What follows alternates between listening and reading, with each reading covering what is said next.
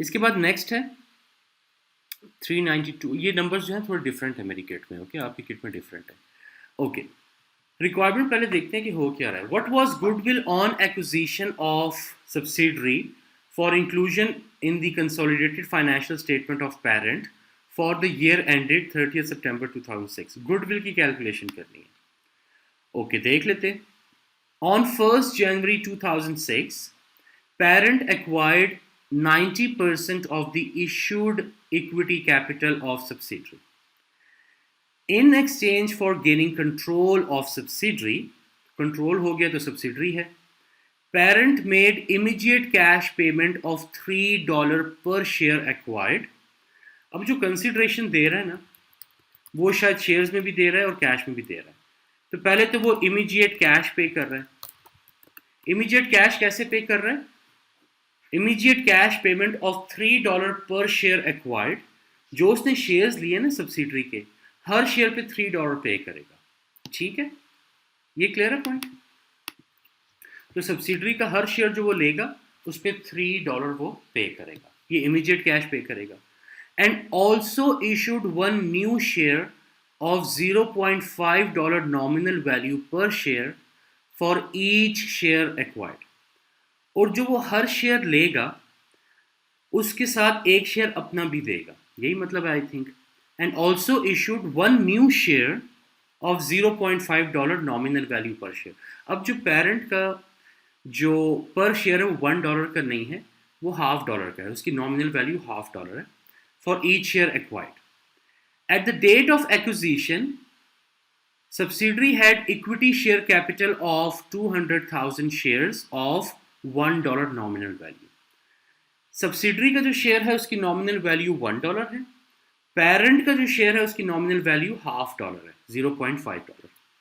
अच्छा, और उसका शेयर कैपिटल जो है वो 200,000 है। तो यहाँ ज़रा देख लेते हैं कि कैलकुलेट कर लेते हैं हम subsidiary's net assets at acquisition, वही वर्किंग। सब्सिडरी का शेयर कैपिटल कितना है अभी तक जो हमने रीड किया यहाँ पे? At the date of acquisition subsidiary had equity share capital of 200, तो ये 200 उसका कैपिटल है। यहाँ तक क्लियर है? A share premium account balance subsidiary का at acquisition share premium account balance है 100,000 का। ओके, तो शेयर प्रीमियम का अकाउंट बैलेंस है 100 एंड रिटेन्ड अर्निंग ऑफ 590,000। एक तो चीज़ बड़ी आसान कर दी कि रिटेन्ड अर्निंग उसने एक्विजिशन डेट पे आपको दे दी, प्री पोस्ट का चक्कर ही नहीं है इसमें, तो ये तो हो गई 590। Okay, on 1 January 2006 on acquisition date, ये एक्विजिशन पे इसने सारी इंफॉर्मेशन दी, हाँ एक्विजिशन डेट है, ठीक। On 1 January 2006 the fair value of the non-controlling interest in the subsidiary was 75,000। Okay, तो एनसीआई की वैल्यू जरा यहां लिख लेते हैं। एनसीआई एट फेयर वैल्यू कितना है?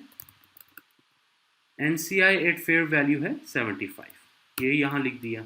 Okay, in addition at the date of acquisition subsidiary had several items of property plant equipment which together had a fair value of 90,000 and a carrying amount of 70,000। उसके property plant and equipment है, ये fair value adjustment दे रहा है equity date पे, acquisition date पे।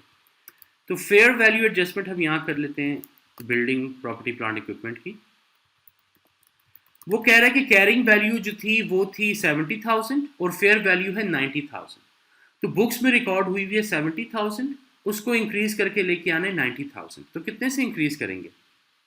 हाँ जी, 70 तो record हुआ है, 90 करना है तो 20 और ऐड कर लेते हैं, तो ये 20 हमने यहाँ पे ऐड कर दिया।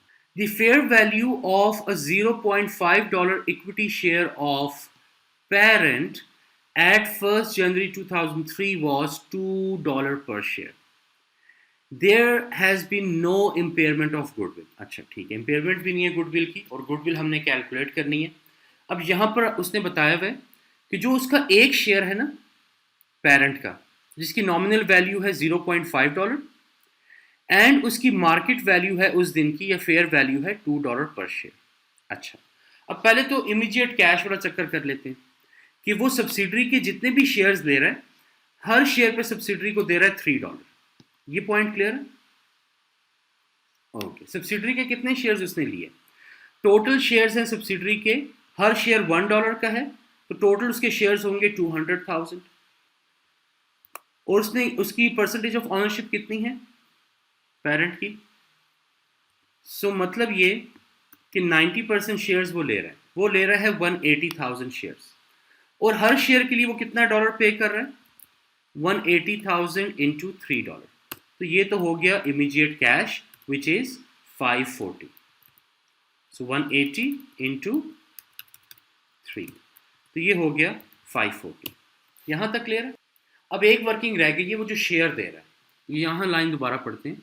Parent made immediate cash payment of $3 पर शेयर एक्वायर्ड, ये तो हमने कर लिया कि सब्सिडरी का जो भी शेयर लिया है उसने, हर शेयर पे उसने दिया है $3, and also issued 1 new share of 0.5 nominal value per share for each share acquired. अब जितने शेयर्स वो एक्वायर कर रहा है, हर शेयर के बदले वो अपनी कंपनी का एक शेयर दे रहा है जिसकी नॉमिनल वैल्यू है 0.5। कितने शेयर्स उसने एक्वायर किए हैं पेरेंट ने? वो तो डॉलर्स है ना, वो तो कैश पे किया है। शेयर्स कितने लिए हैं सब्सिडरी के? हाँ जी, 200,000 टोटल शेयर है, 90% उसकी ऑनरशिप है, तो उसने शेयर्स लिए हैं 180,000। इसके बदले 180,000 के बदले वो अपनी कंपनी का एक शेयर दे रहा है।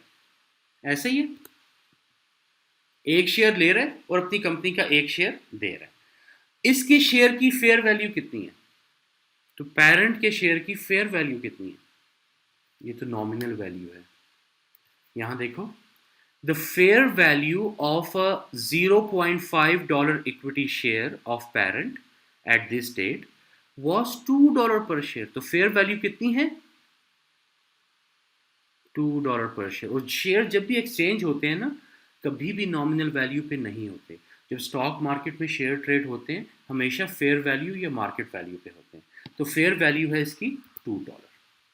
ओके, कभी भी सिंपल ये याद रख लो, कभी भी नॉमिनल, अगर तो क्वेश्चन में स्पेसिफिकली लिखा है ना कि नॉमिनल वैल्यू पे वो एक्सचेंज कर रहे हैं, फिर तो आप नॉमिनल वैल्यू ही लोगे, वरना आपने हमेशा ही फेयर वैल्यू लेनी है, कभी भी नॉमिनल नहीं लेना। ठीक है, ओके। तो ये कितना हो गया? 360। कैसे कैलकुलेट किया?